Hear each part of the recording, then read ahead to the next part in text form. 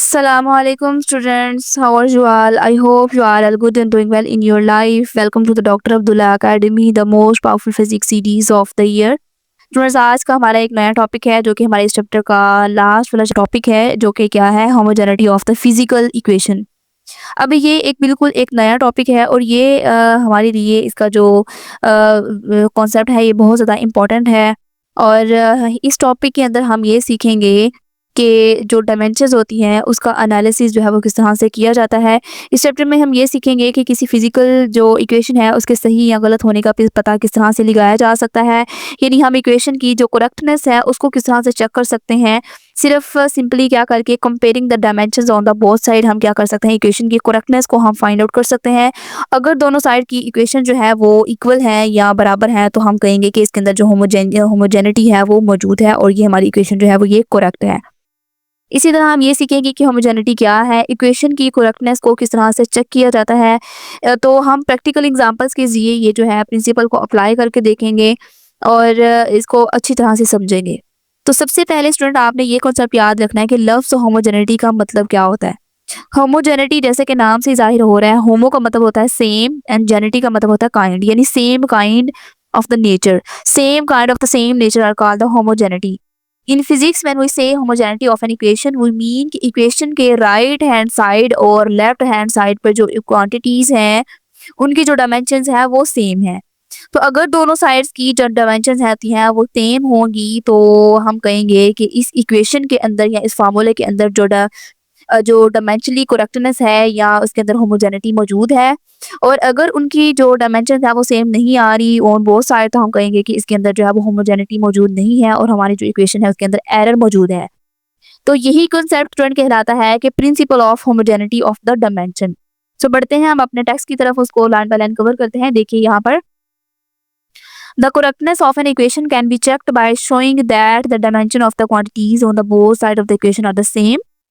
वही अगेन बात कि किसी भी इक्वेशन की जो करेक्टनेस होती है यानी उसके सही होने का यकीन हमें उस वक्त होता है कि जब हम दोनों साइड्स की जो रकमें होती हैं या जो दोनों साइड के जो हमारे पास इक्वेशन मौजूद होती है उसके अगर डायमेंशंस सेम आ रहे हैं या डायमेंशंस इक्वल आ रहे हैं तो हमारी वो इक्वेशन ठीक होगी।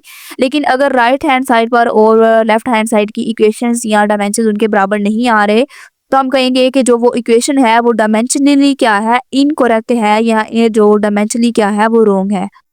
So this principle basically helps us verify whether a physical relation or formula is the dimensionally valid or not. यानी ये हमें जो कॉन्सेप्ट है, ये जो हमें प्रिंसिपल है वो हेल्प्स अस वेरीफाई, यानी हमारी इस तरह मदद करता है कि वेदर आवर जो फार्मूला है वो क्या है, डायमेंशनली वैलिड और नॉट, डायमेंशनली वो करेक्ट है या नहीं है।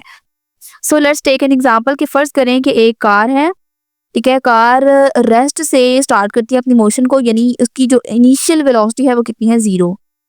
और वो क्या करती है, एक्सेलरेशन ए के साथ जो है वो मूव करना स्टार्ट करती है। यहाँ पे आगे ही हमें वो एग्जांपल देगा, उसको टेक्स्ट को भी हम पढ़ेंगे। तो कहता है कि अगर वो एक्सेलरेशन ए के साथ जो है मूव करना स्टार्ट करती है तो फर्ज करें कि टाइम के अंदर वो डिस्टेंस को कवर कर लेती है। तो अब हम इसकी इक्वेशन को यूज़ करते हुए हम जो है इसको डायमेंशनली होमो इसके अंदर देखेंगे कि इसके अंदर होमोजेनिटी मौजूद है या नहीं। ये देखिए टेक्स्ट को, suppose a car start from rest, वही बात कि एक कार जो है वो रेस्ट से स्टार्ट होती है, यानी बिल्कुल वो पहले रेस्ट पर थी, फिर उसने अपनी जो मूवमेंट है उसको स्टार्ट किया and covers the distance S in time T. थोड़े से टाइम के बाद उसने डिस्टेंस को जो है वो कवर कर लिया, moving with an acceleration A, acceleration से मूव करते हुए। तो कहता है कि the equation of motion is given by, अब कहता है कि हम उसकी जो इक्वेशन ऑफ मोशन है उसको इस तरह से लिख सकते हैं। अब ये स्टूडेंट यहाँ पर उसने सेकंड इक्वेशन ऑफ मोशन को यहाँ पर हाईलाइट किया है, S is equal to V I T जमा 1/2 ए टी स्क्वेयर। तो यहाँ पर उसने सेकंड इक्वेशन ऑफ मोशन को यहाँ पर उसने मेंशन किया है कि जब जो कार है वो रेस्ट से स्टार्ट करती है अपनी मूवमेंट को और इनिशियल वेलोसिटी उसकी कितनी है, 0 है। अब एक्सेलरेशन ए के साथ मूव करती जा रही है और टाइम थोड़े से टाइम के बाद जो है वो एस डिस्टेंस को कवर कर लेती है। सो उसका जो इक्वेशन ऑफ मोशन होगी वो कौन सी होगी, यहाँ पर मेंशन है। चूंकि कार ने रेस्ट स्टार्ट किया तो इसलिए उसकी जो वेलोसिटी होगी वो क्या होगी, 0 होगी। वी आई जो है वो 0 है, सो हम इसकी जगह 0 पुट करेंगे। उस 0 की वजह से जो उसके साथ टी जो है वो हो रहा है, मल्टीप्लाई है तो वो भी 0 हो जाएगा। सो हमारे पास पीछे क्या बचा, 1/2 80 स्क्वायर। तो हम यही लिखेंगे 1/2 80 स्क्वायर। अब हम चेक ये करते हैं कि इक्वेशन के अंदर जो है वो डायमेंशनली होमोजीनियस या होमोजेनिटी मौजूद है या नहीं। ठीक है, तो उसके लिए हम देखें numerical factor like 1/2 have no dimension, यानी ये तो सिर्फ एक फिगर है, नंबर है, इनकी तो कोई डायमेंशन नहीं हो सकती। सो दे कैन बी इग्नोर्ड, कहता है कि इसको हम इग्नोर भी कर सकते हैं क्योंकि हमारा बेसिक पर्पस क्या है, हमने डायमेंशन को फाइंड आउट करना है। तो चूंकि ये नंबर्स हैं और नंबर की कोई भी डायमेंशन नहीं होती, सो हमने इसको क्या कर दिया, इग्नोर कर दिया by putting the dimension of the both side of the equation. कहता है कि बोथ साइड पे हमने क्या किया, डायमेंशंस को पुट किया और उससे हम देखेंगे कि क्या दोनों साइड पे जो डायमेंशंस आ रही हैं वो सही है या गलत है। तो देखिए एज यू नो कि जो एस है हमारे पास, एस क्या था, डिस्टेंस। तो डिस्टेंस के लिए जो डायमेंशन यूज होती है वो क्या होती है, एल यानी लेंथ। तो हम एस की जगह एल को लिखेंगे और एज यू नो कि एक्सेलरेशन की जो डायमेंशन होती है वो क्या होती है, एल टी स्क्वायर और ऊपर माइनस आता है, जैसे कि हमने पीछे पढ़ा था। यहाँ पर आइए, ये देखिए स्टूडेंट, यहाँ पर हमने एक्सेलरेशन की जो डायमेंशन है उसको ड्राइव किया था, वो हमारे पास क्या आया था, एल टी पर स्क्वायर। ठीक है, तो ये इसीलिए हमने यहाँ पर इसकी डायमेंशन को पुट किया, एक्सेलरेशन की जगह उसकी डायमेंशन को पुट किया और साथ में हमारे पास है टाइम का स्क्वायर। तो टाइम के लिए कौन सा डायमेंशन हम यूज करेंगे, टी, जैसे कि हमने यहाँ पर पिछले लेक्चर में देखा था। ये देखिए, कहता है कि आपने टाइम के लिए कौन सा यूज करना है, टी। ये देख सकते हैं आप, ये टी हमने, इसीलिए यहाँ पर हमने टी स्क्वायर लिखा। और ये देखिए, अब ये जब दोनों कंबाइन होगी एक ही ब्रैकेट के अंदर तो ये आ जाएगा L T minus square and T square. अब एक टी के ऊपर माइनस वाला स्क्वायर है और एक टी के अंदर प्लस वाला स्क्वायर है, ये दोनों आपस में कट हो जाएंगे। तो बाकी क्या बचेगा हमारे पास, राइट हैंड साइड पे सिर्फ एल बचेगा और लेफ्ट हैंड साइड पे हमारे पास आगे ही एल था।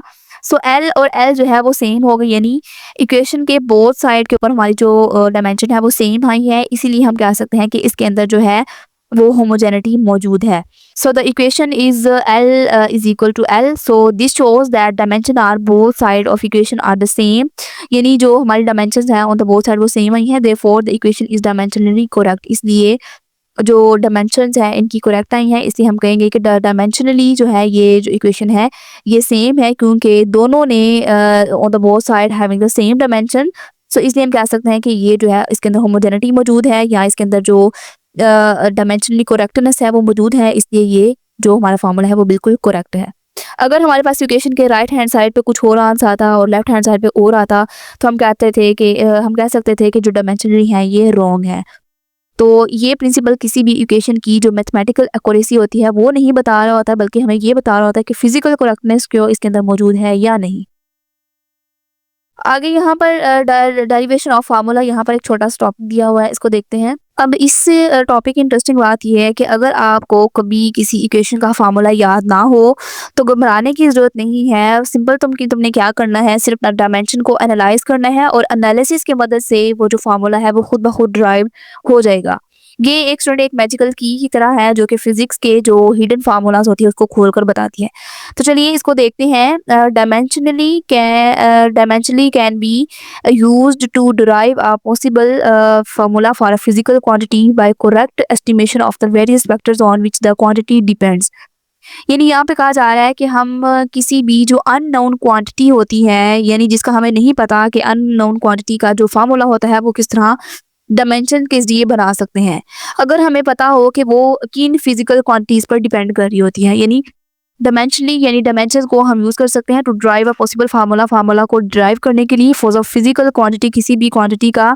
अगर हमें उसके जो वेरियस फैक्टर्स हैं या फिजिकल फैक्टर्स हैं कि वो किन फिजिकल फैक्टर्स के ऊपर डिपेंड कर रही है, अगर वो हमें पता हो। फॉर एग्जाम्पल स्टूडेंट, अगर हम किसी पेंडुलम या वेव की स्पीड को या उसकी हम एनर्जी का फार्मूला डिराइव करना चाहें तो हमें बस ये देखना होता है कि वो क्वांटिटी किन किन वेरिएबल से रिलेटेड है।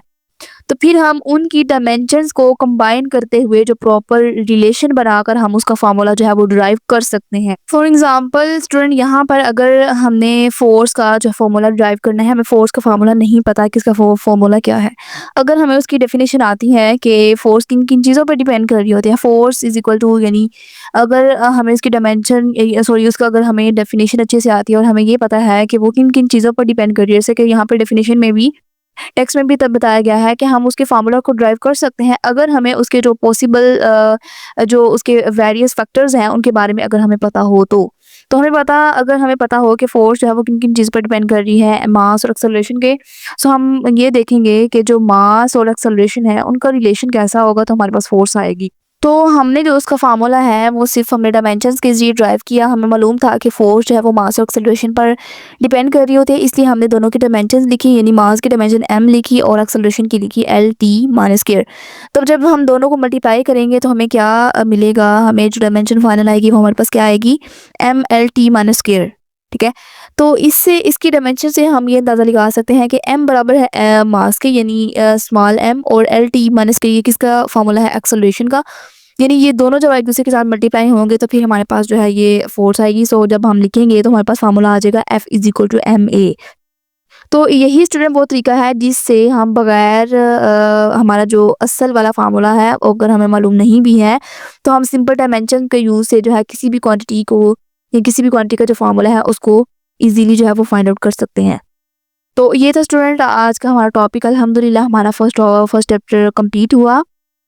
तो आई होप कि आपको ये वाला टॉपिक अच्छे से समझ आ गया होगा।